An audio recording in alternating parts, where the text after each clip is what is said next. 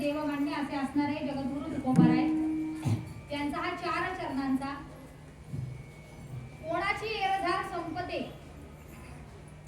याचं वर्णन करणारा अभंग आज चिंतन रूपी सेवेकरता निवडलाय. विठाला विठाला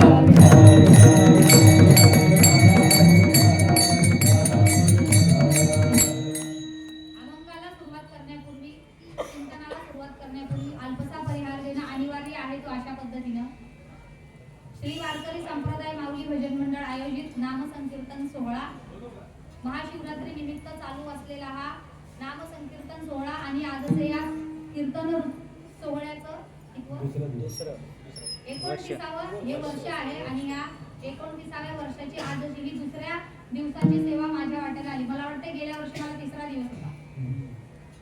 आजची ही दुसऱ्या दिवसाची सेवा तुम्हा समस्त भाविक श्रोत्यांच्या आशीर्वादाने पुन्हा एकदा मला इथं तुम्ही बोलावलं त्याकरता मी सर्वप्रथम तुम्हा सर्व परिसराची संयोजक आयोजक जे काही असेल सर्वांचा मी सर्वप्रथम आभार व्यक्त करते आणि फार वाहपोह न करता अभंगाला आपण सुरुवात करू. विठाला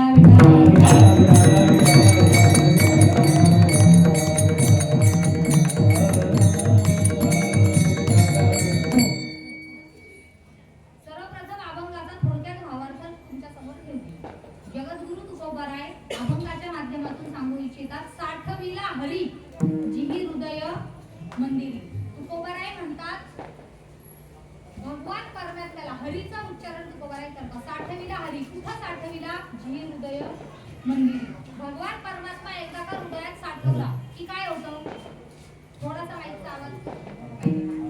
भगवान परमात्मा एकदा हृदयात साठवला की त्याचा परिणाम काय होतो? त्याची फलश्रुती काय? तर ती फलश्रुती दुसऱ्या चरणात सांगतात. विठाला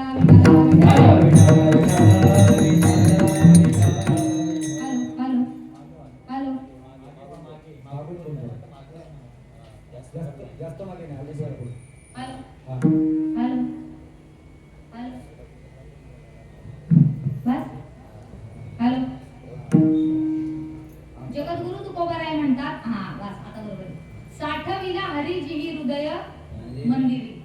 त्यांचा पण आवाज वाढवा.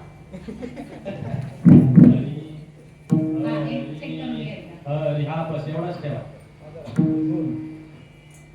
भगवान परमात्म्याला साठवण्याकरता जगद्गुरु तुकोबाराय जागा सांगतात. भगवान परमात्मा साठवायचा तर कुठं साठवायचा? हृदयात साठवायचा. त्या हृदयात साठवल्याच्या नंतर त्याची फलश्रुती काय? त्याचा परिणाम काय होणार? तर तुकोबाराय दुसऱ्या चरणात म्हणतात त्यांची सरली येर झाला सफळ व्यापार. ज्यांनी भगवान परमात्मा हृदयात साठवला त्यांची येर झाला काय होते?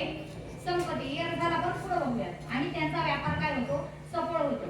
बरं कोणाचा आणखी व्यापार सफळ होतो? तर तिसऱ्या चरणात पुन्हा सांगतात हरियाला हाता मग कैची भय चिंता.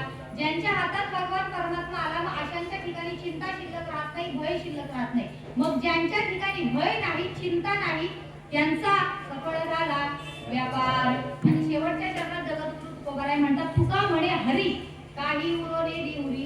असा भगवान परमात्मा सरते शेवट काहीही शिल्लक राहत नाही, सगळं विठ्ठल स्वरूप होऊन जातं. हा झाला अभंगाचा थोडक्यात भावार्थ. विठाला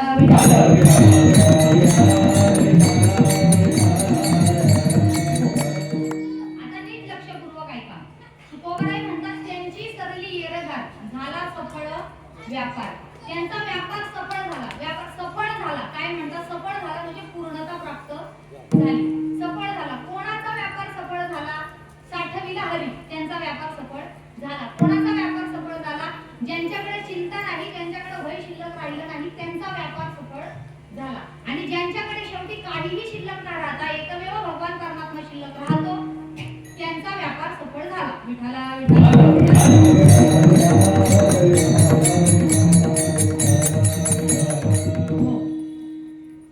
कालचे वडे असो ते आहेत सावरून गेले. सफळ या वाक्याचा अर्थ काय? सफळ सफळ सफळ म्हणजे काय? सफळ या वाक्याचे 3 अर्थ आपण करू शकतो. सफळ म्हणजे फळासहित, सफळ म्हणजे साध्याची प्राप्ती होणं आणि सफळ म्हणजे परिपूर्ण जीवन होणं. विठाला आता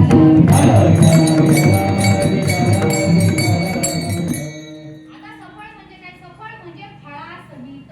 फळासहित म्हणजे काय? एखादा कर्म करत बघा प्रत्येक जीव. आता तो श्लोक बाजूला ठेवू आपण. कर्म की वादी कारस्ते महाफलेषु कदाचन. तुम्ही कर्म करत राहा, फळाची अपेक्षा करू नका. आपल्याला काय हेच सांगते का नाही? काय? तुम्ही कर्म करा, फळाची अपेक्षा करू नका. पण मला खरं खरं सांगा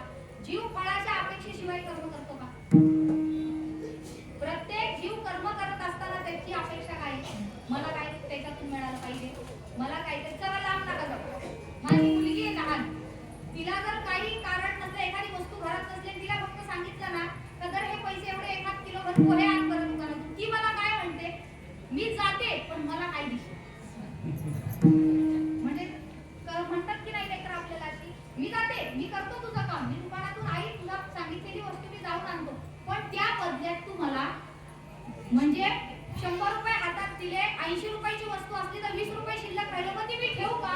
त्यांना काय कशाची अपेक्षा आहे? फळाची अपेक्षा आहे. मग प्रत्येक जीव कर्म करत असताना त्याला अपेक्षा कशाची आहे?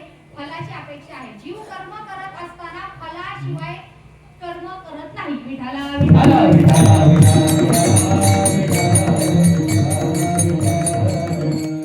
सफळ या वाक्याचा पहिला अर्थ काय झाला? सफळ म्हणजे फळाचे, फळाची प्राप्ती होणे, याला काय म्हणायचं? सफळ. दुसरा अर्थ सांगितला साध्य. सफल म्हणजे काय? साध्य. एखादी वस्तू आपल्याला मिळावी, एखादं साध्य आपण साध्य करण्याकरता जे प्रयत्न केला जातो त्याला काय म्हणायचं? सफलता प्राप्त होणे. साध्य म्हणजे काय? साध्य म्हणजे कोणती? प्रापंचिक असू दे किंवा पारमार्थिक असू दे, या दोन गोष्टी मिळवण्याकरता तो जीव धडपड करतो आणि एकदा का ती वस्तू आपल्याला प्राप्त झाली की पुन्हा काहीही मिळवण्याची इच्छा शिल्लक न राहणं, याला म्हणायचं साध्य म्हणजे सफलता. विठाला विठाला आता या साध्य करण्यामध्ये सुद्धा समाजामध्ये दोन वर्ग आपल्याला पाहायला मिळतील. कसा काय? पहिला वर्ग आहे समाजात साध्य प्राप्त करण्याकरता पहिला वर्ग असा आहे ज्याला साध्य निश्चित आहे. समाजातले दोन वर्ग, एका वर्गाला साध्य निश्चित म्हणजे साध्य काय आहे ते माहित आहे, पण साध्य करण्याकरता साधन काय करायचं याची मात्र जीवाला माहिती नाही. असा एक समाजात वर्ग सांगितला. आणि दुसरा वर्ग सांगितला साधन काय करतो हे माहित आहे, पण साधन केल्याच्या नंतर साध्य काय प्राप्त होणार आहे हे मात्र माहित नाही, असा दुसरा वर्ग. विठाला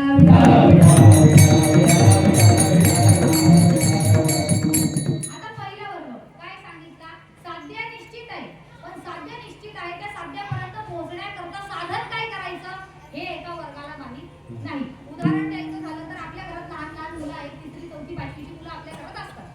आपण जर त्यांना विचारलं ना सहज, काय रे बाळा तुला काय व्हायचंय? बाळ काय म्हणतं? मोठा होऊन डॉक्टर होईल, कलेक्टर होईल, पोलीस फादर, असं म्हणतात की नाही लहान लेकरं. म्हणजे त्यांचं साध्य काय असतं? साध्य निश्चित आहे. कोणाचं? त्या लहान लेकरांचं साध्य माहिती आहे, मला काय व्हायचंय? कलेक्टर व्हायचंय, मला काय व्हायचंय? डॉक्टर व्हायचंय. पण मग त्याच्यासाठी तू प्रयत्न काय करणार? म्हणजे तू साधन काय करणार? मग साधन मात्र अनिश्चित असतं, साधन त्यांचं निश्चित झालेलं नसतं. लहान लेकरांना विचारलं पोलीस व्हायचंय, कलेक्टर व्हायचंय, तुला मग त्याच्यासाठी तू काय करणार? शाळेत जातोस का? त्याच्याकरता साधन काय? अभ्यास करणं. हे काय आहे? साधन सांगितलेलं आहे. पण त्या लेकरांना फक्त एवढंच माहिती असतं का मला ते व्हायचे, पण त्याच्याकरता अभ्यास करावा लागतो, याचा मात्र त्यांना कंटाळा असतो. हा झाला पहिला वर्ग. विठाला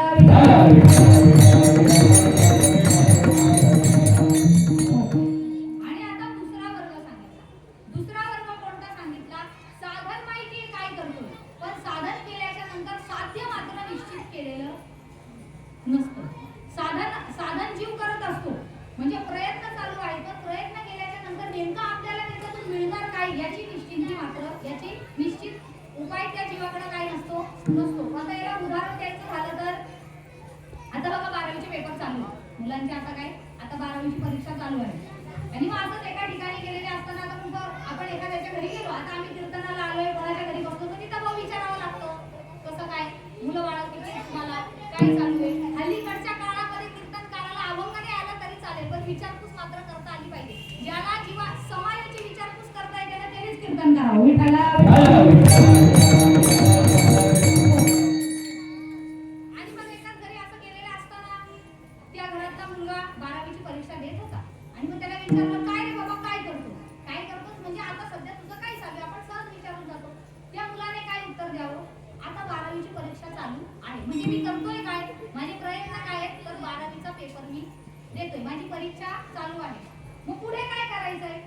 पुढे काय करायचंय म्हटल्यावरती त्या मुलाने उत्तर द्यावं की तेव्हाचं तेव्हा पाहू, अजून काही ठरवलेलं नाही. मग हे उत्तर अपेक्षित आहे का? हे उत्तर अपेक्षित आहे का आपल्याला? इथं उत्तर कसं अपेक्षित पाहिजे? तू प्रयत्न करतोय आणि आपल्याकडे मराठीमध्ये म्हटलं जातं बाबांच्या भाषेत 12वी हा टर्निंग पॉइंट आहे, बरोबर ना? 12वीचं वर्ष काय आहे? जीवाचा टर्निंग पॉइंट असतो प्रत्येक मनुष्याचा. का 12वी नंतर तिथून पुढचं त्याला जे काय, मग 12वीची जर आपण परीक्षा देतोय तर तिथून पुढे आपलं साध्य निश्चित पाहिजे. तुम्ही साधन करताय, परीक्षा देताय, विठाला विठाला. म्हणजे समाजातले दोन वर्ग, एकाला साध्याची निश्चिती आहे पण साधन काय करायचं त्याचा मात्र स्वीकार नाही, आणि दुसरा वर्ग असा सांगितलेला आहे का साधन मात्र करतोय पण त्याच्यातून साध्य प्राप्तीपर्यंत पोहोचायचा त्यांना मार्ग सापडत नाही. म्हणजे मला थोडक्यात काय सांगायचं, हे दोन वर्ग आहेत. एकदा का साध्य प्राप्त झालं, एकदा का साध्य प्राप्त झालं की पुन्हा काहीही मिळवावं शिल्लक राहत नाही, त्याला म्हणायची सफलता. विठाला विठाला.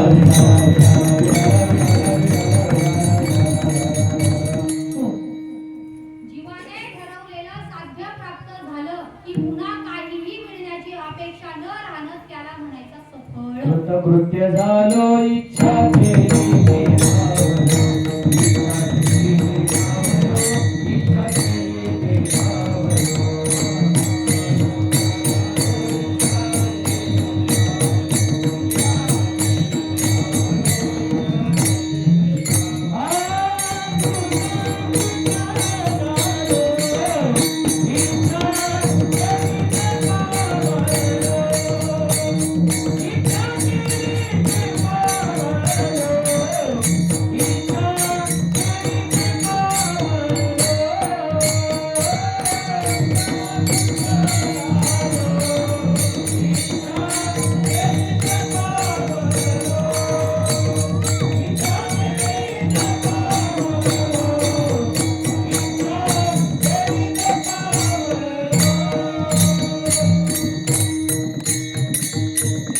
कृतकृत्य झालो, इच्छा केली ते पावलो. पावलो म्हणजे हे तिसरं साध्याचा सफलतेचा तिसरा अंग.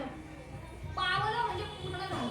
मी मगाशी तीन गोष्टी सांगितल्या. सफल म्हणजे फळासहित, सफळ म्हणजे साध्य प्राप्त होणं, आणि तिसरा सफळ म्हणजे परिपूर्णता. जी म्हणतो ना आता परिपूर्ण झालो, आता आमचं आयुष्य सफल झालं. सामान्य जीव सुद्धा म्हणत असताना काय म्हणतो, आमचं आयुष्य काय झालं, सफल झालं.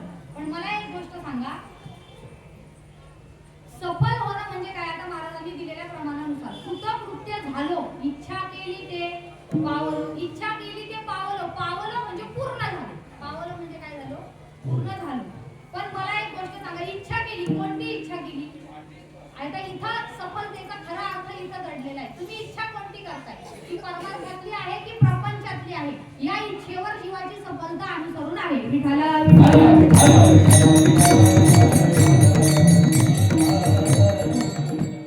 कसं आहे, प्रापंचिक वस्तू जर मिळाली तर वस्तूच्या अनुषंगाने जीवाची इच्छा वाढते, कमी होत नाही. प्रापंचिक वस्तू जर प्राप्त झाली तर वस्तूच्या अनुषंगाने जीवाच्या इच्छा आणखी बळावतात, त्या कमी होत नाहीत. आणि या उलट परमार्थातली वस्तू जर प्राप्त झाली तर पुन्हा इच्छा शिल्लक राहत नाही. इच्छा शिल्लक न राहणं याला म्हणायचं सफळ. विठाला विठाला. प्रापंचिक वस्तू मिळाली का इच्छा वाढते. कशा पद्धतीने इच्छा वाढते सांगते तुम्हाला, ऐका. काय झालं, एका शेतकऱ्याला शेतात काय खोदकाम वगैरे करत असताना त्यांनी काय जीसीबी वगैरे लावला होता. त्याला जमीन नांगरून काढून व्यवस्थित काय करायचं होतं, आणि ते खोदकाम करत असताना त्या शेतकऱ्याला त्या जमिनीमधून 10 किलो वजनाची सोन्याची मूर्ती सापडली. कोणाला? एका विशिष्ट माणसाला 10 किलो वजनाची सोन्याची मूर्ती.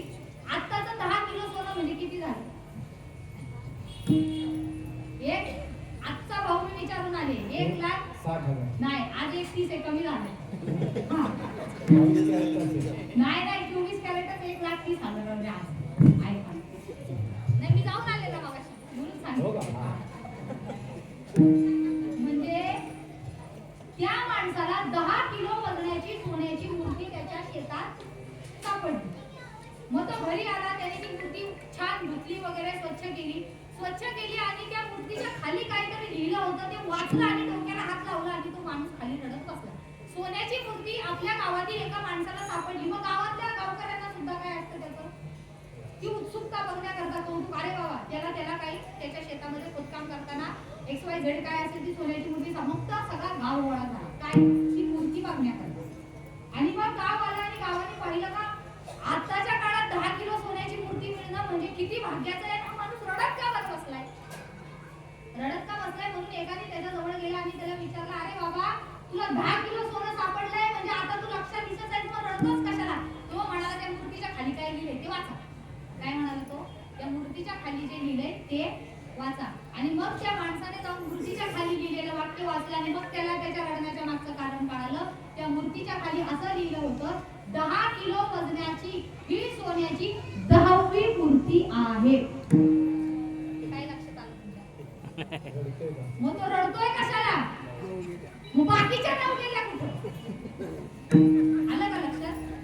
मला काय म्हणायचंय, प्रपंचातली वस्तू सापडली, प्रपंचातली वस्तू साध्य झाली, प्राप्त झाली का त्या वस्तूच्या अनुषंगाने जीवाचं काय होतं, इच्छा काय होतात, आणखी बळावतात. पण परमार्थातली वस्तू जर एकदा सापडली तर जीवाच्या इच्छाच खुंटून जातात.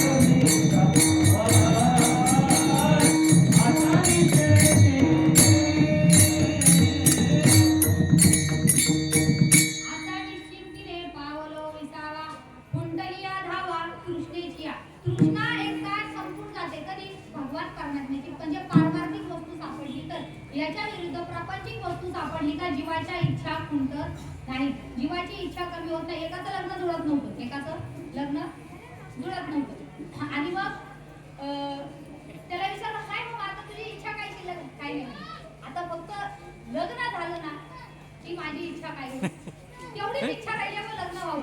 लग्न झालं, विचारलं आता इच्छा पूर्ण झाली का? नाही, आता एखादं मूल झालं ना का तेवढीच इच्छा राहिली. पुन्हा विचारलं, मूल झालं, मूल झाल्याच्या नंतर विचारलं, आता इच्छा संपली का? नाही नाही, अजून नामकरण, एकदा त्याचं नाव ठेवलं का मी कर्तव्यातून काय झालं, माझ्या मोकळा झालो, त्याचं नामकरण झालं. आता तुझी इच्छा पूर्ण झाली का? नाही नाही, आता त्याला एकदा शाळेत घातला तर माझं कर्तव्य संपलं, माझी इच्छा पूर्ण झाली.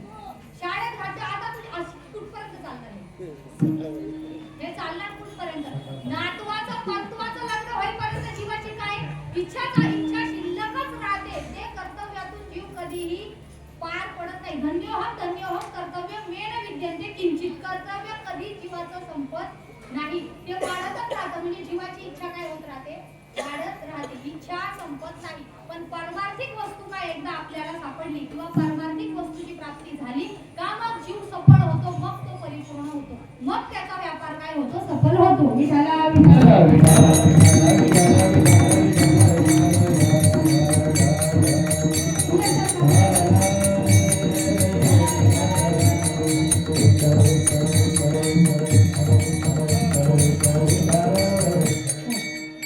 परमार्थिक वस्तू हातात आली का जीवाचा काय होतो, व्यापार. पुढे सरका अजून पुढे सरका.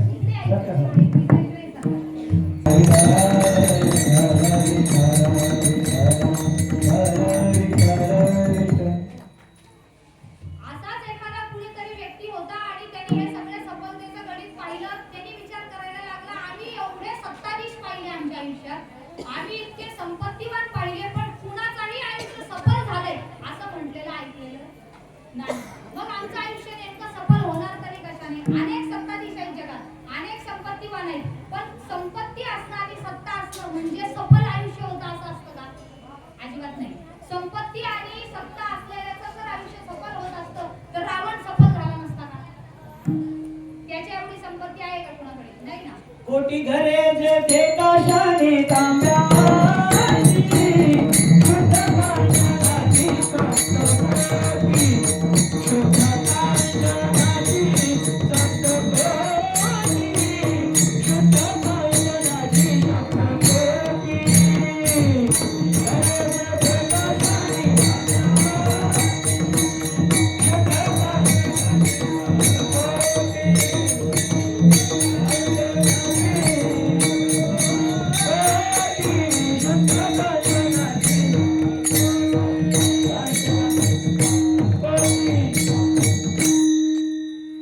रावणाकडे सप्तकोटी घरं शुद्ध कांचनाची म्हणजे प्युअर सोन्याची होती. एवढी संपत्ती असणारा रावण सफल झाला का?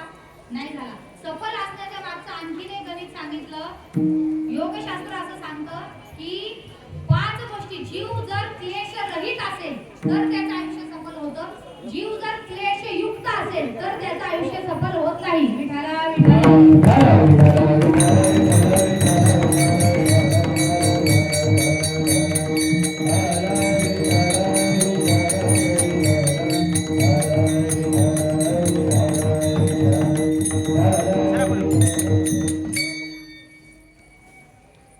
जीव जर क्लेश रहित असेल तरच त्याचं आयुष्य सफल होतं. जीव जर क्लेश युक्त असेल तर त्याचं आयुष्य सफल होत नाही असं योगशास्त्र सांगतं.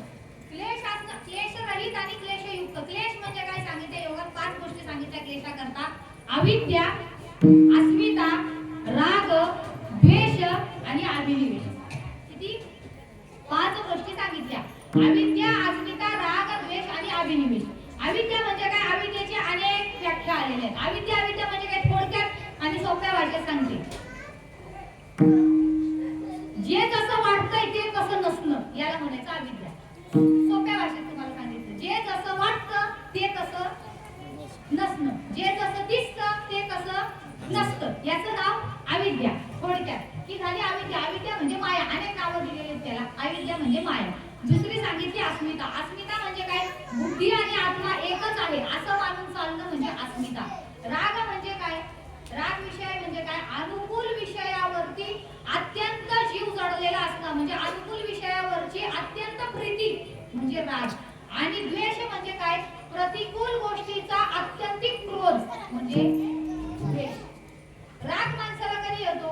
चांगला जीवाचा असणारा माणूस चुकीचा वागायला लागला म्हणजे जीवाभावाची व्यक्ती चुकीची वागली का काय निर्माण होतो? राग निर्माण होतो. हे झालं राग. आणि द्वेष म्हणजे चुकीची गोष्ट आहे. प्रतिकूल वस्तू आहे. त्या प्रतिकूल वस्तूवरचं आपला असणारा क्रोध त्याला काय म्हणायचा? द्वेष, तिरस्कार. आणि अभिनिवेश. अभिनिवेश म्हणजे मरणाची भीती. विठाला या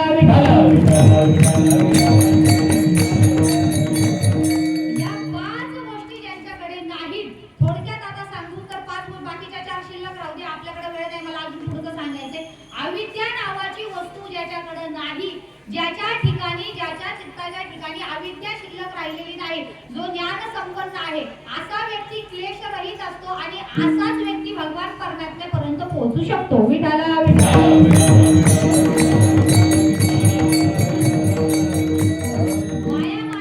म्हणजे काय? अविद्या म्हणजे काय? माया.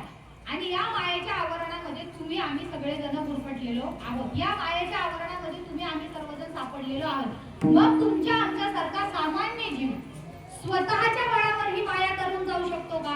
ही भगवंताचीच माया आहे. दैवी हे गुणमयी मम माया दुरत्यय मामेव ये प्रपद्यन्ते माया मेतां तरन्ति ते.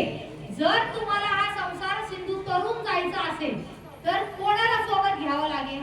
भगवान परमात्मा म्हणतो मला सोबत घ्या. माझ्याशिवाय तुम्ही ही माया तरून जाऊ शकत हा.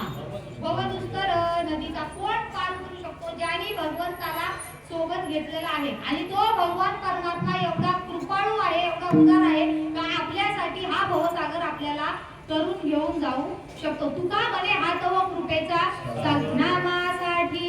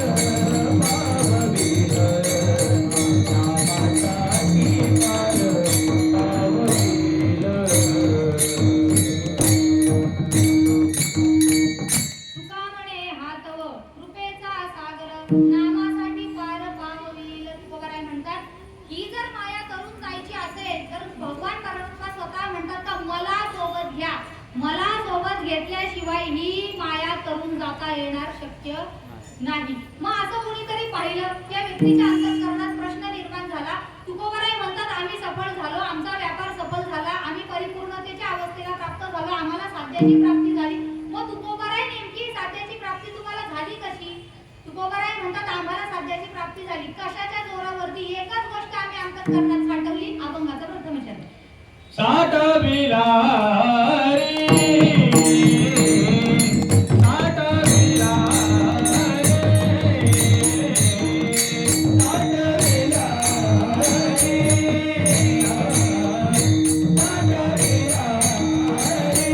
साठविला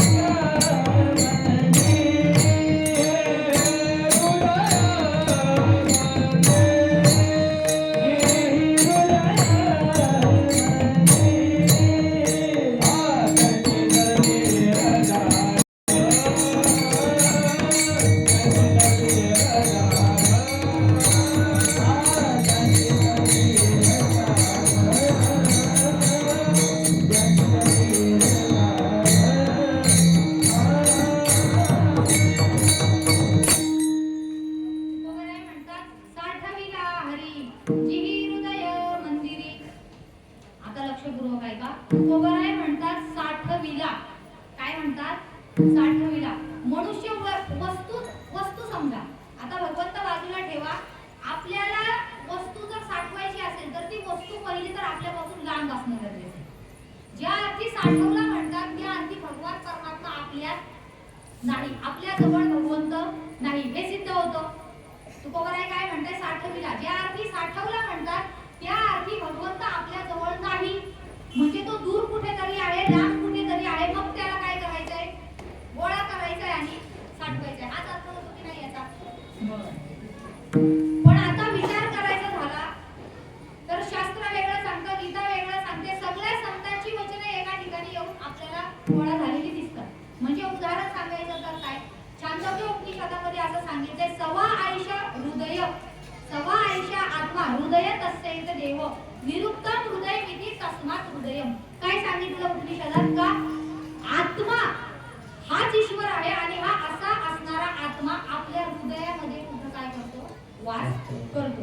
मग जर आत्मा अगोदरच हृदयामध्ये वास करतोय तर तुकोबाराय साठवला म्हणतात का? विठ्ठला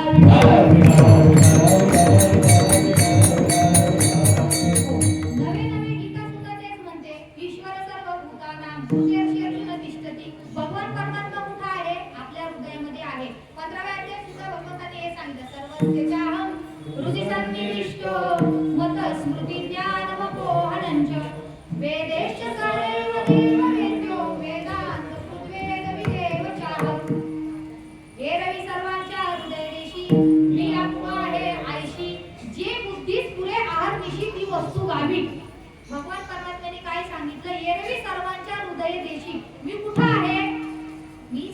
सर्वांच्या हृदयामध्ये सामावलेला आहे. सूर्यप्रकाश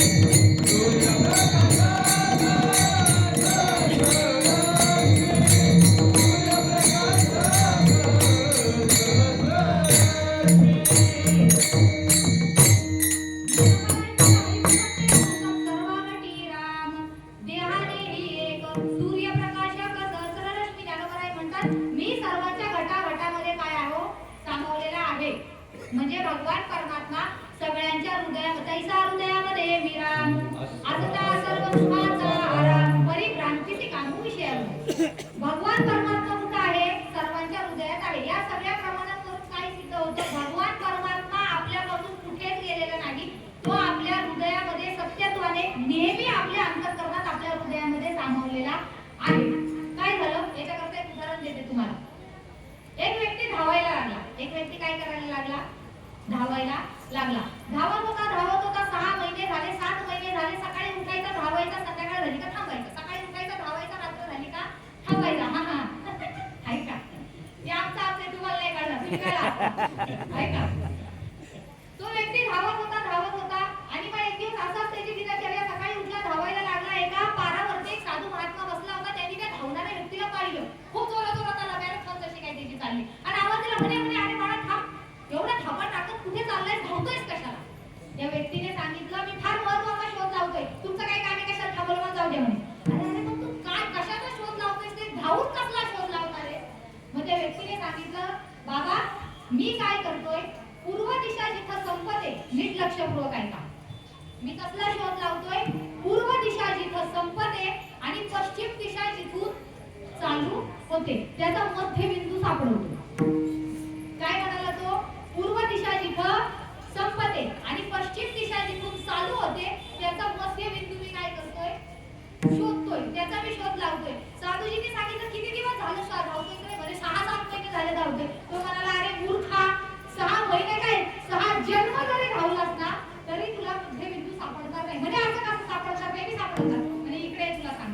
मध्ये एक अशी रेष उभी केली, त्याला तिथं उभा केला आणि त्याला सांगितलं, हे बस तू जिथं उभा आहेस ना तिथूनच पूर्व दिशा संपते आणि तिथूनच पश्चिम दिशा चालू होते. म्हणजे आपण जिथं आहोत, आपलं जिथं आपण ज्या ठिकाणी उभे आहोत ना तिथंच पूर्व दिशेचा अंत आहे आणि तिथूनच पश्चिम दिशेची सुरुवात आहे. म्हणजे थोडक्यात काय, आपणच ईश्वर आहोत. आहे आत्मा ब्रह्म, आपणच ब्रह्म आहोत.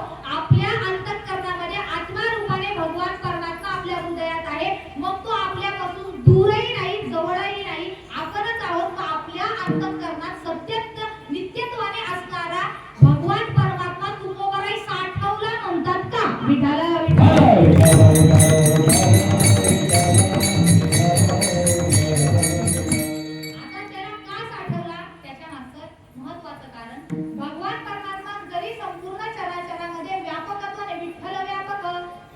भगवान परमात्मा व्यापकत्वाने जरी संपूर्ण सृष्टीमध्ये सामावलेला असला तरी सुद्धा योग मायेच्या आवरणातच तो आहे.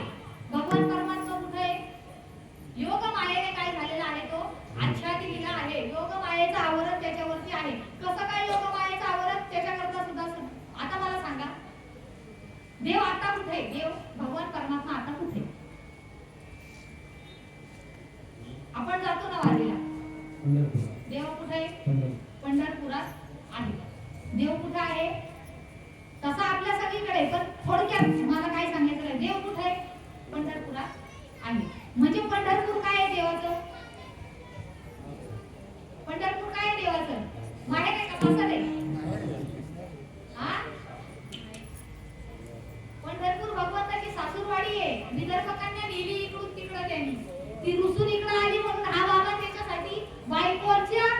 मन धरणी करण्याकरता तिकडून इकडे आल्या आणि इथंच थांबलाय.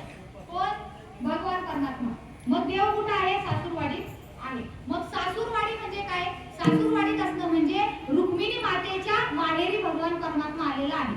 रुक्मिणी माता म्हणजे काय? तर आहे हे लांब जाऊ द्या, जवळ सांगते. भगवान परमात्मा ब्रह्म आहे आणि रुक्मिणी माता माया आहे. भगवान परमात्मा ब्रह्माचं ठिकाण सोडून मायेच्या आवरणात आलाय म्हणजे सासूरवाडीत आलाय.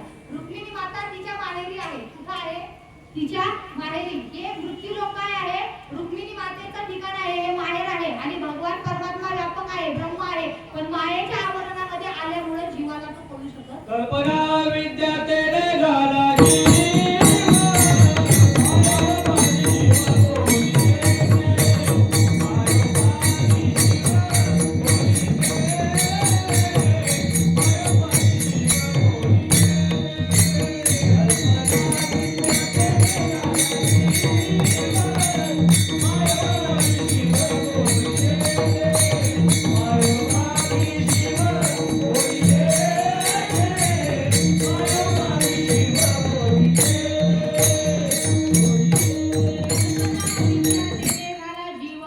अविद्या म्हणजे मायेच्या आवरणात योग मायेने आच्छादलेला असल्यामुळे भगवान परमात्मा आमच्यासारख्या सामान्य जीवाला कळू शकत नाही.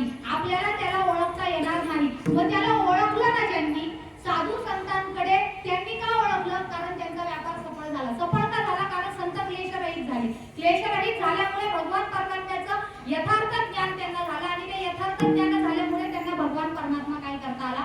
साठवता आला. साठविला हरी जिनी हृदय मंदिरी. हृदय मंदिरी. आता पुन्हा इथं 3 शंका निर्माण होतात. लक्षपूर्वक ऐका. कोणत्या 3 शंका? मी मगाशी सांगितलं विठ्ठल व्यापक त्रिभुवनी. भगवान परमात्मा इतका व्यापक आहे, मग असा व्यापक असणारा भगवान परमात्मा एवढ्याशा हृदयात का राहिला किंवा एवढ्याशा हृदयात सामावला कसा? दुसरी शंका पुन्हा इथं निर्माण होते. राहण्याकरता हृदयाचीच निवड का केली देवाने? राहण्याकरता दुसरं ठिकाण देवाला सापडलं नाही का? आणि ज्या अर्थी तुकोबराय साठवला म्हणतात, त्या अर्थी कुणी साठवलं आहे का? ते सांगा, मग आम्ही मान्य करू. विठ्ठला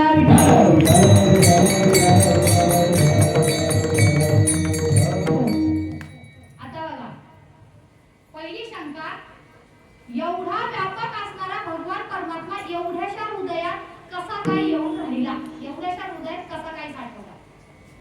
महाराज म्हणतात एवढा प्रभू लय मोठा होईल, आपला हातच पुरायचा नाही. आपणच त्याच्यात आहे. तो आपल्यात आहे म्हणण्यापेक्षा तो इतका व्यापक आहे का आपण सगळे त्याच्यात आहे म्हणून आपल्याला दिसू शकत नाही. एवढा प्रभू भावे तेने संतुष्टी राहावे. आता इथं एवढा म्हणण्यामध्ये व्यापकता दाखवतात. एवढा म्हणजे व्यापक. प्रभू म्हणण्यामध्ये सामर्थ्य दाखवतात. तेने संतुष्टी राहावे. एवढा असणारा भगवान परमात्मा त्या भक्ताच्या एवढ्या हृदयामध्ये राहिला कसा किंवा राहिला का? त्याच्या मागचं कारण आहे, भगवंत किती जरी व्यापक असला, भगवंत किती जरी सामर्थ्यशील असला, तरी भगवंताकडे प्रेम शिल्लक राहिलेलं नाहीये. ते प्रेम भक्ताकडून त्याला प्राप्त होतं. कोरतेना भुकेला हाची दुष्काळ तयाला. भक्ताच्या अंतःकरणातलं प्रेम भगवान परमात्मा पाहतो. भक्तांच्या हृदयातलं प्रेम भगवान परमात्मा पाहतो. नवे नवे भक्तांचा भाव पाहतो. भाव बळे याकडे केरडी नाकडे करकरी यावळे तैसारे. भाव बळामुळे तो भगवान परमात्मा त्या भक्ताच्या एवढ्या हृदयामध्ये होय भक्ती केला तैसा. मग तो एवढा जरी असला तरी त्याला देवाने तरी भक्तांनी सांगितलं ना, इथं येऊन तू शिल्लक इथं येऊन राहा. तो भक्तासाठी एवढं तो धारण करतो आणि त्या हृदयामध्ये काय करतो? येऊन राहतो. कारण भावाचा भुकेला आहे, तो प्रेमाचा भुकेला आहे, म्हणून तो भगवान परमात्मा भक्ताच्या हृदयामध्ये साठवला गेला. बर, दुसरी शंका अशी का राहण्याकरता हृदयाचीच निवड का केली? भगवान परमात्मा साठवण्याकरता हृदयच का? दुसरं काही ठिकाण नव्हतं का राहण्याकरता? तर हृदयच का? कारण हृदयातूनच सर्व भाव भावना बाहेर प्रकट होत असतात. भक्तांचा जो ओसंबून वाहणारी जी काही भगवंताविषयी भावना आहे, तो जो काही भाव आहे, तो हृदयातूनच बाहेर पडतो. त्याच्यामुळे राहण्याकरता एकच ठिकाण आहे, हृदय. म्हणून तुकोबराय सुद्धा एकच सांगतात. काय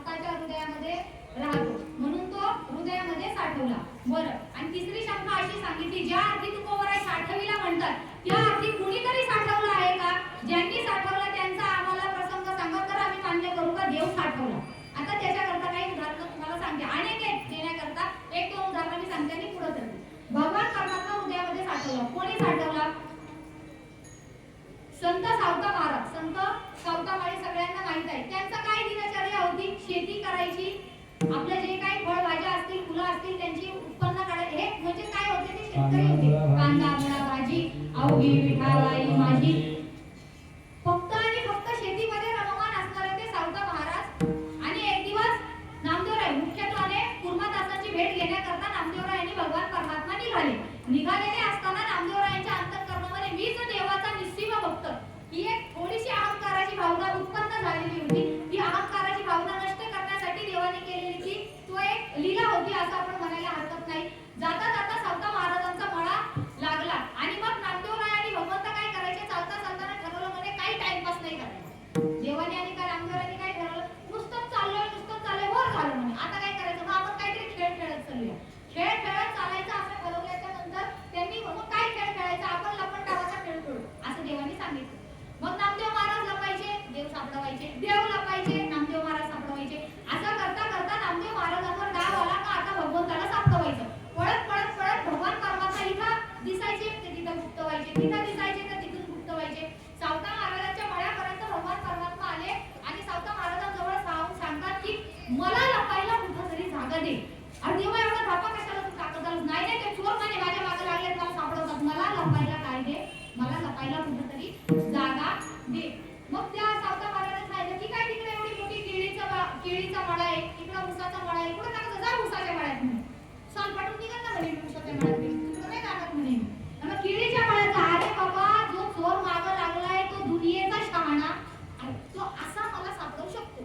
मी जिथं भेटणार नाही अशा ठिकाणी मला लपव. ज्या वेळाने खुरपत होते वावरात तोच वेळा घेतला, आपलं पोट फाडलं आणि भगवान परमात्म्याला काय केलं, लपण्याकरता साठविला दाता त्रैलोक्याचा.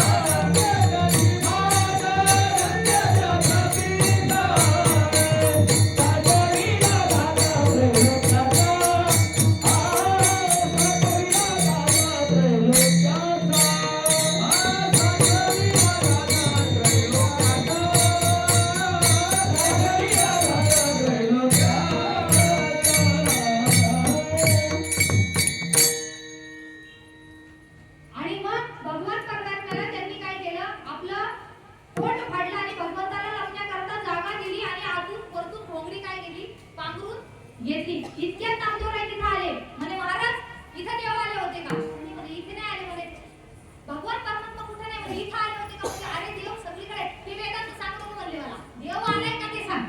कोण म्हणाले? नामदेवराय म्हणते सांगतो. देव आलाय का तेवढं मला सांगा. इतक्यात जोराचा वारा आला आणि अंगावर पांघरून घेतलेली घोंगडी उडाली. देवाचं पितांबर गडबडी आत शिरत असताना हृदयामध्ये पितांबराचा सोगा मात्र बाहेर राहिला. नामदेवरायांनी हेरला का तुम्ही भगवान परमात्म्याला अंतःकरणात जागा दिली आणि मग नामदेवरायांच्या मुखातून उद्गार निघाले. धन्य त्याची माता, धन्य त्याचा पिता, साठविला दाता त्रैलोक्याचा. म्हणजे भगवान परमात्मा साठवला की नाही? साठवला. भगवान परमात्मा सावता महाराजांनी काय केला?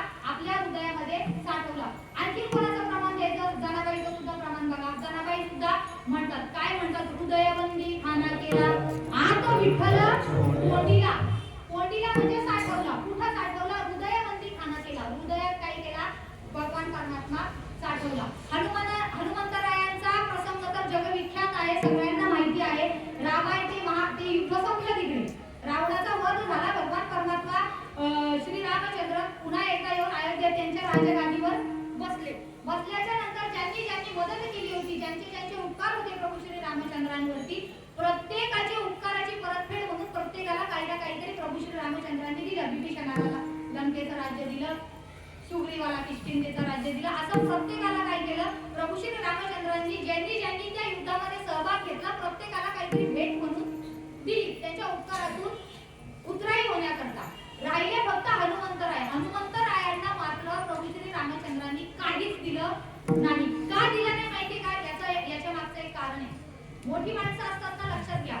ज्या वेळेस एखाद्याचे उपकार अगणित असतात, आपण आपले पंचप्राण जरी ओवाळून टाकले तरी कमी पडतील. एवढे जर उपकार आपल्यावर एखाद्याने केले असतील का त्याच्या कमीच पडेल. असे उपकार जर झाले ना तर मोठी माणसं फक्त हात जोडतात, नमस्कार करतात आणि मागं होतात.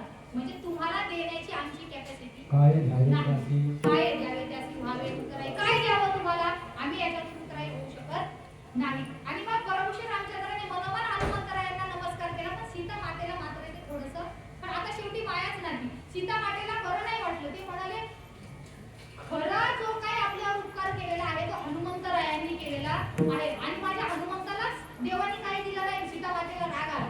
म्हणून रागाच्या त्या भरावाने तिने काय केला, तिचा नवरत्नांचा तो हार, नवरत्नांचा हार काढला आणि हनुमंतरायाला बक्षीस म्हणून दिला. आता शेवटी ते हनुमंतराय वानर उठले, झाडावर जाऊन बसले आणि ते एक एक रत्न काढायचे, दाताखाली दाबायचे, ते रत्न फोडायचे, त्यात पाहायचे आणि फेकून द्यायचे. एक एक रत्न चावायचे आणि काय करायचे ते फेकून द्यायचे. सीता मातेला मात्र थोडंसं वाईट वाटलं. म्हणजे मी माझा एवढा महागाचा नवरत्नांचा हार हनुमंताला दिला आणि हनुमंतराय असेच फेकून देताय. सीता माते म्हणाले अहो तुम्ही काय करताय. हनुमंतराय म्हणाले काय नाही म्हणे, मी ते पाहतोय पण मला त्याच्यात तुझा राम दिसत नाही. मला इथं काही प्रभू श्री रामचंद्रांचं दर्शन होत नाही. ज्या शहरात, ज्या गावात, ज्या घरात, ज्या देशात रामाचं भजन होत नाही अशांचं जीवन व्यर्थ आहे. विठ्ठला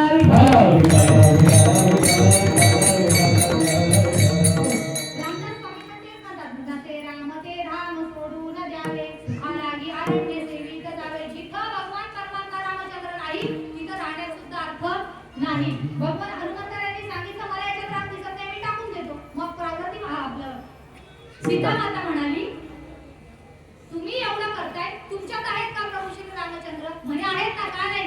हनुमंतरायांनी आपली छाती विदीर्ण केली. नुसते रामप्रभू दाखवले नाही तर राम पंचायतच दाखवलं. राम, लक्ष्मण, सीता, भरत, शत्रुघ्नाने हात जोडलेले हनुमंतराय उभे असताना दाखवले. म्हणजे हनुमंतरायांनी प्रभू श्री रामचंद्रांना हृदयात साठवलं. विठ्ठला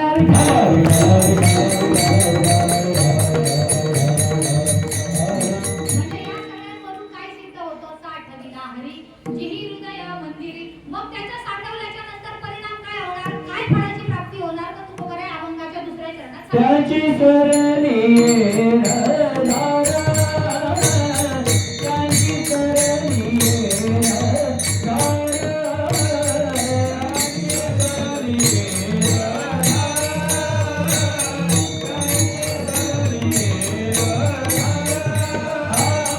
त्याची सरणी धारा, धारा सफळ व्यापार, त्याची सरणी धारा, धारा सफळ व्यापार, धारा सफळ व्यापार, त्याची सरणी धारा, त्याची सरणी धारा, त्याची सरणी धारा, धारा सफळ व्यापार, त्याची सरणी धारा, धारा सफळ व्यापार, धारा सफळ व्यापार, त्याची सरणी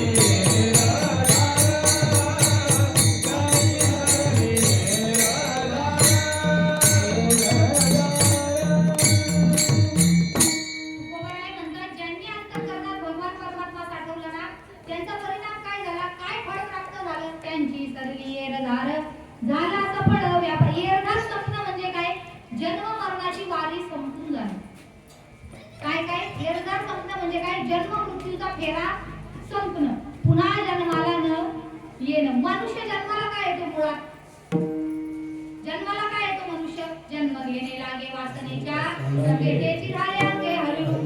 माणूस जन्माला काय येतो, वासना शिल्लक राहिली का मनुष्य पुन्हा जन्माला येतो. जड वळत राजा हरणी गर्भा गेला. आता हे सगळ्यांना माहिती. शेवट माणूस मरताना जर एखाद्या विषयावरती त्याचा जीव गुंतला पुन्हा पुन्हा इथं यावं लागतं.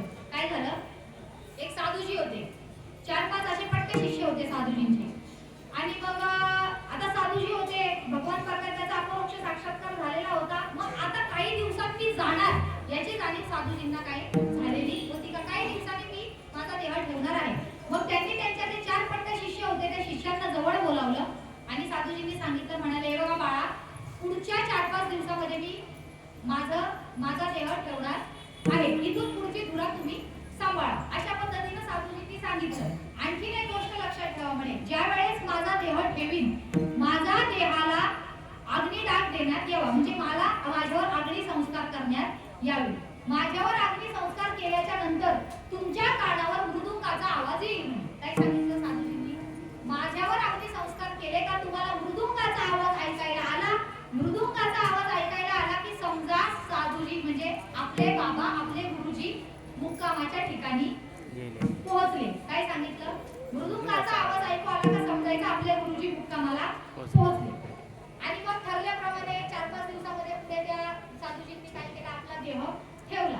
आणि मग शिष्यांनी सांगितल्याप्रमाणे साधूजींवर, त्यांच्या गुरुजींवर ते अंत्यसंस्कार, अग्नी संस्कार करण्यात आले. पण अग्नी संस्कार केल्याच्या नंतर गुरुजींनी काय सांगितलं होतं का मृदुंगाचा आवाज ऐकू आला की समजा गुरुजी मुक्कामी पोहोचले. पण मृदुंगाचा आवाज मात्र काही शिष्यांच्या कानावर पडला नाही.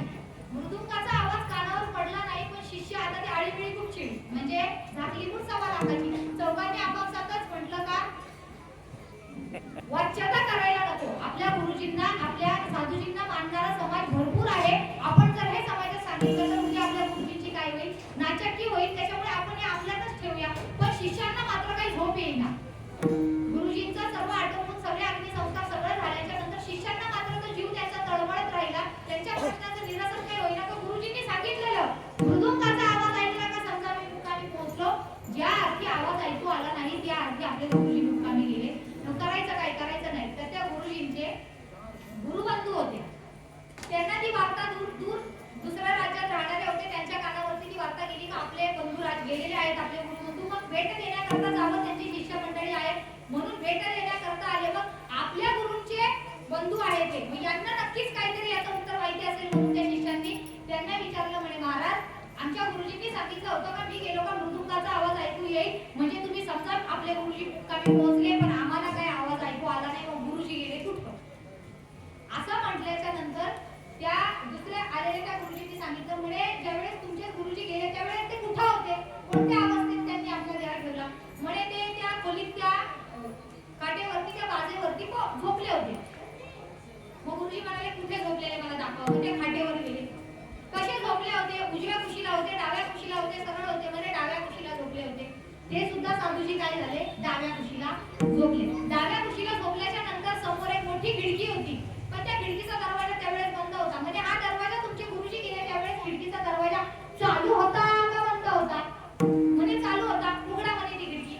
खिडकी उघडल्याच्या नंतर खिडकीच्या बाहेर भलं मोठा मोराचं झाड होतं आणि एवढं टपोरा असा मोर त्या झाडाला लागलेलं होतं.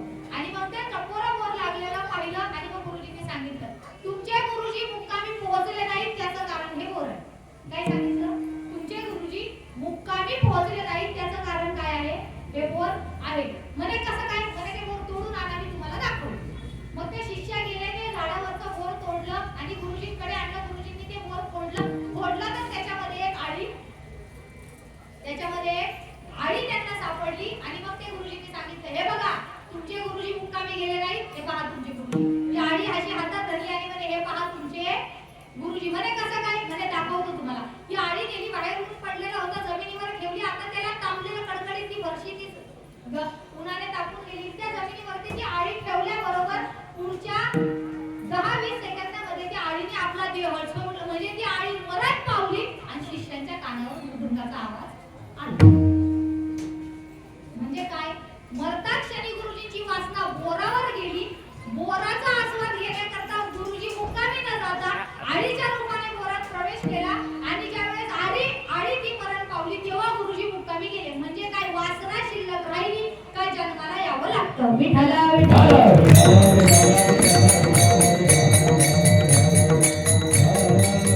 जन्म घेणे लागे वासनेच्या संगे, तेची झाले अंगे हरिरूप. महाजन्म मरणाचा फेरा चुकतो. कोणाचा चुकतो, ज्यांचा व्यापार जन्म मरणाचा फेरा चुकला म्हणजे व्यापार सफळ झाला. मग कोणाचा सफळ झाला, साठविला हरी जी हृदय मंदिरी. अशा हा हरी आणखीन काय होतं तुकोबर आहे.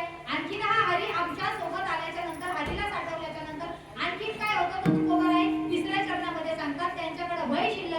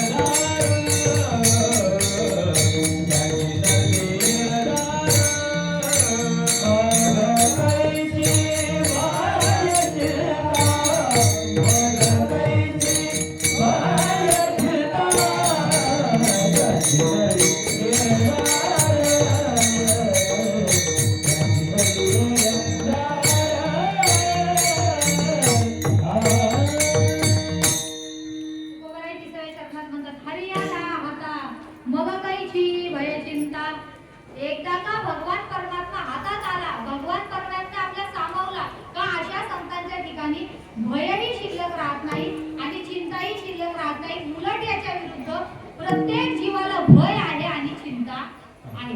संतांच्या व्यतिरिक्त तुमच्या आमच्यासारख्या प्रत्येक सामान्य जीवाला चिंताही आहे आणि भयही आहे. मग आपल्याला चिंता आहे, कशाची चिंता आहे मला तुम्ही सांगा मावल्यांनो. तुमच्या घरातली मंडळी आता कामाला जाणार असतील पुरुष वर्ग, रात्री झोपताना एकाच गोष्टीचा विचार करून आपण झोपतो. कोणता? सकाळी डब्याला भाजी ही काय आहे? नित्य उठून या हा वयाची चिंता. कशाची चिंता आहे जीवाला? जीवाला भविष्याची चिंता आहे. प्रत्येक जीवाला काय आहे? चिंता आहे. माझं कसं होईल? सगळं चांगलं आहे आपलं, काहीच वाईट नाही, पण तरी सुद्धा मुलीचं लग्न झालं तिचं कसं होईल, पोराचं लग्न झालं याचं कसं होईल, नातवंड झाली त्यांचं कसं होईल. म्हणजे काय आहे? आपल्याला कशाची चिंता आहे? भविष्याची. प्रत्येक जीवाला भविष्याची चिंता आहे. पण संतांच्या ठिकाणी मात्र चिंता पाहायला मिळत नाही. कशी पाहायला मिळत नाही? उदाहरण देते. काय झालं? एक सावकार होता. सावकार फार श्रीमंत होता. आता सावकार म्हणजे आता सावकारच राहिली नाही. ते तुला दृष्टांत द्यायचं. आता सावकार की राहिली नाही, पण उदाहरण म्हणून लक्षात घ्या. सावकार होता आणि अमाप अशी संपत्ती होती. संपत्तीचं मोजमाप करायचं व नेमकी आपल्याकडे संपत्ती किती म्हणून मुनीमजीला त्यांनी सांगितलं. म्हणजे मुनीमजी, माझ्याकडं केवढी संपत्ती त्याचा जरा आराखडा मला काढून द्या. जरा थोडंफार सांगा मग किती संपत्ती आहे आतापर्यंत माझ्याकडे. मुनीमजींनी सावकाराची संपत्ती मोजली, सावकाराच्या संपत्तीचा आराखडा काढला आणि सावकाराला सांगितलं, म्हणजे शेठजी पुढच्या 8 पिढ्या बसून खातील एवढी संपत्ती तुमच्याकडे आता आहे. म्हणजे आताच्या घडीला सावकाराकडे किती संपत्ती आहे? पुढच्या 8 पिढ्या बसून खातील एवढी संपत्ती सावकाराकडे आहे. तरी सावकाराची तोंड पाडली. म्हणे अहो 8 पिढ्या बसून खातील एवढी संपत्ती ना तुमच्याकडे, तुम्ही चिंताग्रस्त का दिसायला लागले? म्हणे 8 पिढ्या बसून खातील ठीक आहे, पण 9व्या पिढीचं काय? 9व्या पिढीचं काय? आता इथपर्यंत सगळ्यांना माहिती आहे. तिथून पुढचं सांगते एक्स्ट्रा, ते ऐका. मग मुनीमजीच्या लक्षात आलं सावकार फारच चिंताग्रस्त दिसताय. मग आता काय करायचं? मुनीमजींना माहिती होतं त्यांच्या त्या राज्यामध्ये तेवढ्या ठिकाणी एका फार अशा दूर जंगलामध्ये एका डोंगरावर एका पर्वतावर एक साधू महात्मा आलेला होता. विरक्त साधू होता. मुनीमजींनी सांगितलं, शेठजी त्या आपल्या राज्यात एका ठिकाणी त्या पर्वतावरती एक साधू महात्मा आहे, विरक्त साधू आहे, तुम्ही एकदा त्याच्या दर्शनाकरता जा. असं सावकाराला मुनीमजींनी सांगितलं आणि ठरल्याप्रमाणे ते त्या साधूंना भेटण्याकरता सावकार निघाला. आता लक्षात घ्या, साधूला भेटायला जाताना रिकाम्या हाताने जायचं नसतं, काहीतरी घेऊन जायचं असतं. साधूला भेटायला जाताना रिकाम्या हाताने जीवाने जाऊ नये. आणि मग त्या सावकाराने काय घेतलं? थोडीफार फळं घेतली, काही मिठाई वगैरे घेतली आणि त्या पर्वतावर त्या साधूजींपाशी गेले, त्यांना वाकून नमस्कार केला आणि घेतलेला तो काही फलाहार होता तो साधूजींच्या समोर ती पिशवी काय केली? साधूजींच्या समोर तो फलाहार ठेवला आणि साधूजींना नमस्कार केला. साधूजी म्हणाले, हे काय? काय म्हणाले साधूजी? हे काय? ते म्हणाले, काय नाही, ते थोडंसं मिठाई वगैरे आहे, थोडीशी फळं वगैरे आणली तुमच्यासाठी. साधूजी म्हणाले, मला त्याची आवश्यकता नाही, उचल म्हणे. काय म्हणाले साधूजी?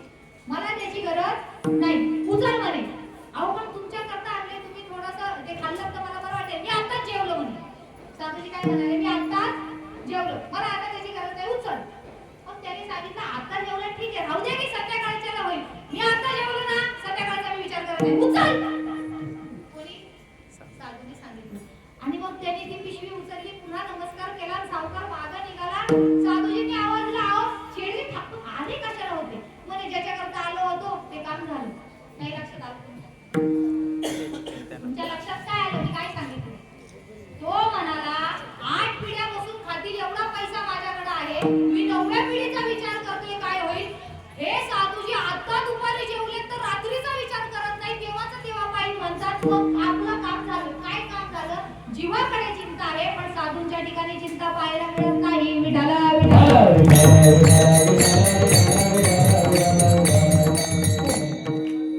ही झाली चिंता. दुसरं सांगितलं, मग काही जीव आहे चिंता. चिंता संपली. जीवाकडे भय आहे, जीवाला भविष्याची चिंता आहे आणि जीवाला मरणाची भीती आहे. जीवाला, तुम्हाला आम्हाला कशाची भीती आहे? मरणाची भीती आहे. ताजा आलेला दृष्टांत, ताजा दृष्टांत सांगते. काय झालं? कीर्तनकार कोकणात. ताजा दृष्टांत ना. ताजा. मला आता fresh सांगा. मी वेगळं काहीतरी ठरवून आलेले, पण आता खरी घडलेली घटना सांगते, ऐका. 5 कीर्तनकार, त्याच्यातले 2 सध्या इथे उपस्थित आहेत. एक इथे उभे आणि एक तिथे चष्मा घातलेले. बघून घ्या त्या लोकांना. 2 आणि 4 बरे नंबर. सांगते, बरे, ऐका. यांच्या सकट अजून तिघं होती. कोकणात कीर्तनाला गेले. गडावर कीर्तन होतं, महिपत गडावर ना. बाबांचं कीर्तन होतं महिपत गडावर. महिपत गडावरून एक व्यक्ती होता त्यांच्यासोबत. त्यांनी त्याची कार आणलेली होती. तोही कीर्तनकार होता. असे 5 कीर्तनकार एका गाडीत होते, ऐका. आणि मग ते गाडी घेऊन वरतून गडावरून खाली यायला निघाले. आत्ताची घटना आहे, मला वाटतं 2 दिवस झाले ना. परवाची 14 तारखेची घटना. आज 16 तारीख. हा म्हणजे परवाचीच घटना. गडावरून हे खाली यायला निघाले आणि त्या माणसाच्या गाडीचा ब्रेक फेल झाला. गडावरून खाली येत होते. ही खरी घटना आहे का? त्यांनी मला आता सांगितली आहे का? गडावरून खाली यायला निघाले. गाडीचे ब्रेक काय झाले होते? फेल झाले होते. पण शेवटी एक गोष्ट ऐका. निज भक्ताची आवडी सांभाळीच्या घडी घडी. भगवान जिथं ज्याला जायचं नाहीये ना, तो जाणारच नाही. गेल्या वर्षी अहमदाबाद मध्ये जो काही विमानाचा अपघात झाला, त्या अपघातात सगळे मेले पण एक बचावला. सगळ्यांना माहिती ही घटना का? देव तारी त्याला. जिथं ज्याचं नाहीये ना लिहिलेलं, तो कुठूनही पडू द्या, तो मरणारच नाही. आणि ज्याचं ठरलंय ना याला इथं जायचं, तो जाणार.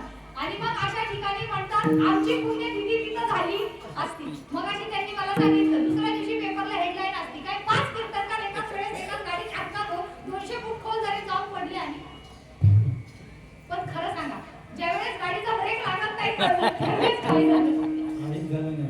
तुम्हाला नसेल झालं, बाकीच्यांना झालं असेल ना.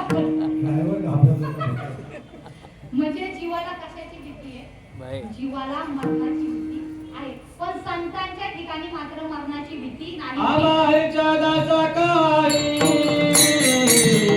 भय नाही त्रैलोक्ये.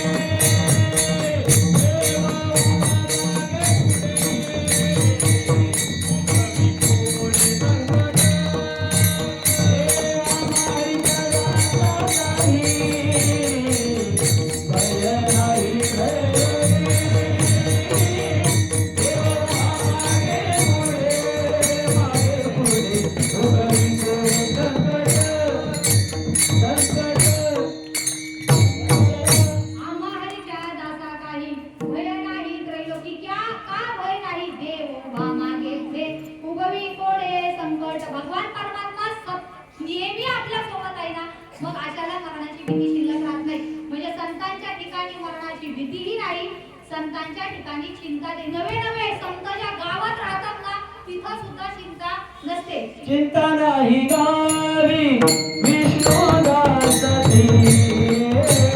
चिंता नाही गावी विष्णुदासती. घोष जय जयकार सदा सदा. घोष जय जयकार सदा.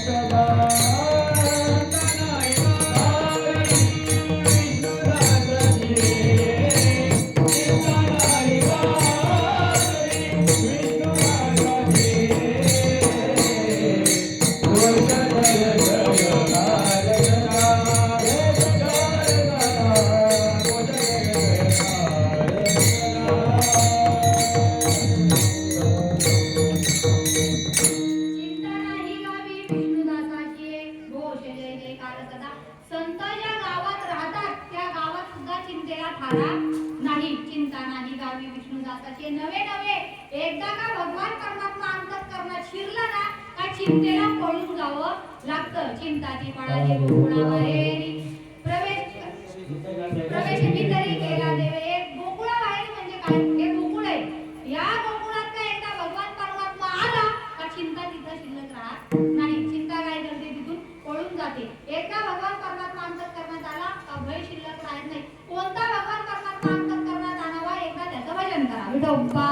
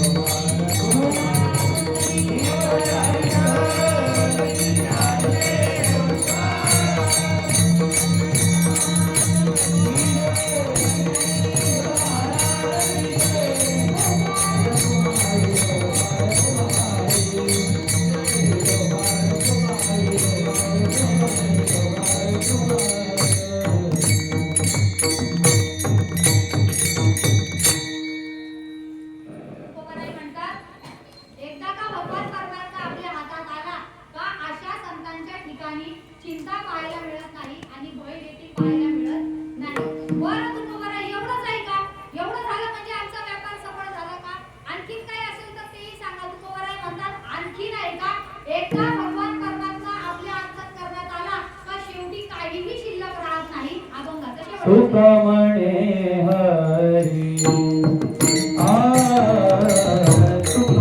म्हणे हरी तुका म्हणे हरी तुका म्हणे हरी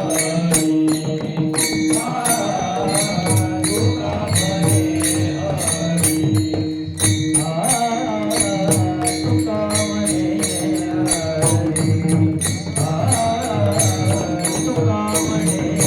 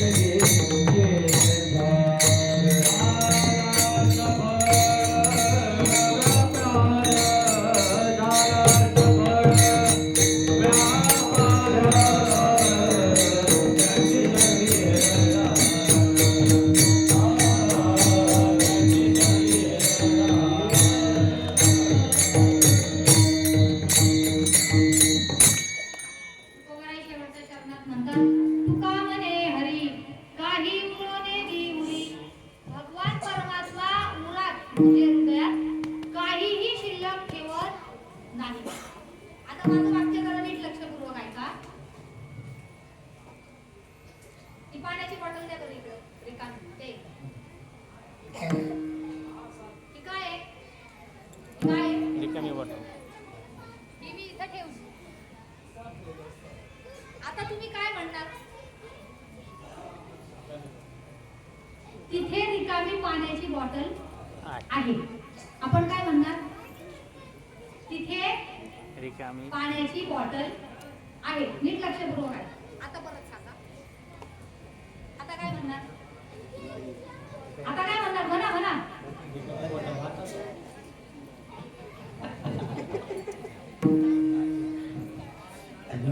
आम्हाला काय माहिती इथं काय आहे? तिथं. मी तिथं दिली ना. ज्या वेळेस होती त्यावेळेस आपण काय म्हणतोय? तिथे बॉटल आहे. आणि तिथून ती वस्तू काढून घेतल्यावर काय म्हणणार? तिथे बॉटल नाही. होती तेव्हा काय म्हटलं? तिथे बॉटल आहे. आहे म्हणजे वस्तू दिसते. तिथं आहे. आणि आता ती तिथून काढून घेतल्यावर आपण काय पुन्हा म्हणणार? तिथे बॉटल नाही. पण नीट लक्षपूर्वक ऐका. तिथे आता बॉटल जरी दिसत नसली तरी आपण म्हणताना काय म्हणणार? तिथे बॉटल नाही. नाही हे आहे ना. काय कळतंय का मला काय बोलायचंय? आहे तोपर्यंत ठीक आहे.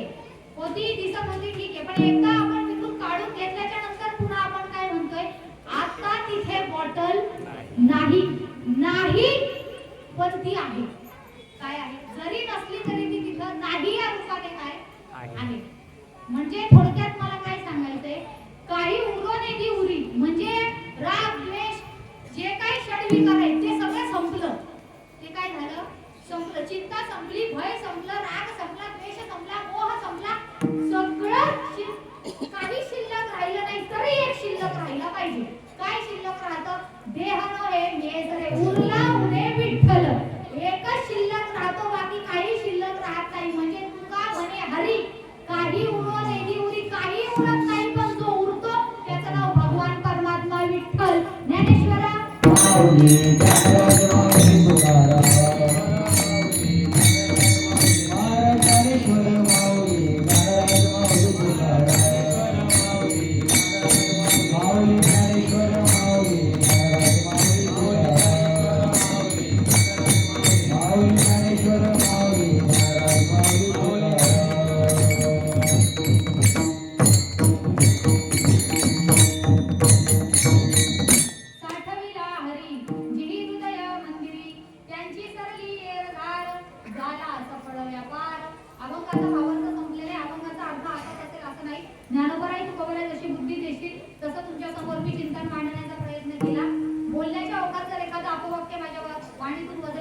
असेल तर तो माझ्या बुद्धीचा, माझ्या वाणीचा दोष समजावा.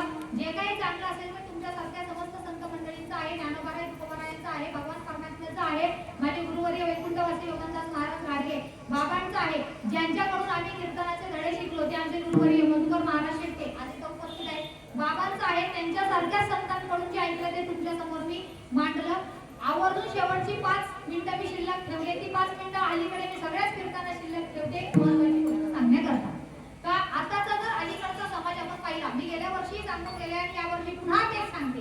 पुन्हा पुन्हा का सांगावं लागतं? एक गोष्ट एकदा सांगितली का लोक इकडून ऐकतात, इकडून सोडून देतात. नळी फुंकले सोनारे इकडून तिकडे गेले वारे. पण एक गोष्ट ज्यावेळेस 10 वेळा आपल्याला सांगितली जाते ना, त्यावेळेस मनुष्य त्याच्यावरती काहीतरी अनुकरण करण्याचा प्रयत्न करतो.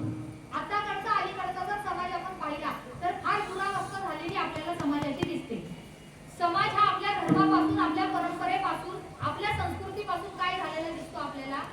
वंचित. समाज आपल्याला काय दिसतोय? आपल्या परंपरेपासून, संस्कृतीपासून, आपल्या संस्कारांपासून कुठे आहे? कुठेतरी अलिप्त होत चाललाय.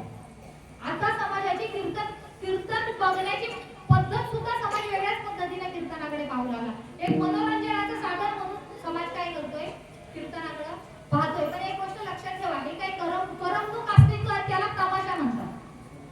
जिथं करमणूक केली जाते, करमणुकीचा तमाशा म्हटला जातो. कीर्तन हा तमाशा नाही. उगाच काहीतरी बाबा येणार, काहीतरी विनोद तुम्हाला सांगणार आणि आपण हसणार आणि हे करून बरं वाटणार म्हणावा, खूप छान झालं. त्याच्याकरता कीर्तन करायची नसतात बाबांनो, लक्षात घ्या. कीर्तन परंपरा ही समाजाला संस्कारांचा मार्ग आणि संस्कृतीशी जोडून ठेवणारी एक परंपरा आहे, जी आपल्या संतांनी आपल्याला घालून दिलेली आहे. पण आता जो लोक कीर्तनकारांकडे जी पाहण्याची दृष्टी आहे ना, त्याला कुठेतरी 90% कीर्तनकार सुद्धा जबाबदार आहे, असं माझं वैयक्तिक मत आहे. कीर्तनाचा म्हणजे वक्ता, जो वक्ता असतो ना, तो वक्ता समाजाला प्रभावित करणारा नसावा. वक्ता कसा असावा? वक्त्याला बघून समाज प्रभावित नाही झाला पाहिजे. प्रभावित होण्याकरता वक्ता नसतो. वक्त्याने समाजाला प्रभावित करू नये, तर वक्त्याने समाजाला प्रभू भावित करावं. काय केलं पाहिजे? प्रभू भावित. प्रभावित नाही झालं पाहिजे. वक्त्याने असं म्हटलं, असं सांगितलं पाहिजे की समाजाने त्याच्यातून काहीतरी घेणं गरजेचं आहे. पण अलीकडे आपल्याला ते पाहायला मिळत नाही. आपला समाज या सगळ्यांपासून दूर गेलेला आपल्याला दिसतो. हे जे काही आता इथं चालू आहे, जी गेली 29 वर्ष इथं जो काही हा नामसंकीर्तन सोहळा आपण आयोजित केलेला आहे, हे असे कीर्तन, अशी ही सोहळे किंवा अक्षय सप्ताह आयोजित करण्याच्या मागचं एकच कारण आहे का आपली संस्कृती आपल्या धर्माशी तशीच बांधलेली राहावी. आपला धर्म अनेकांना माहित नाही.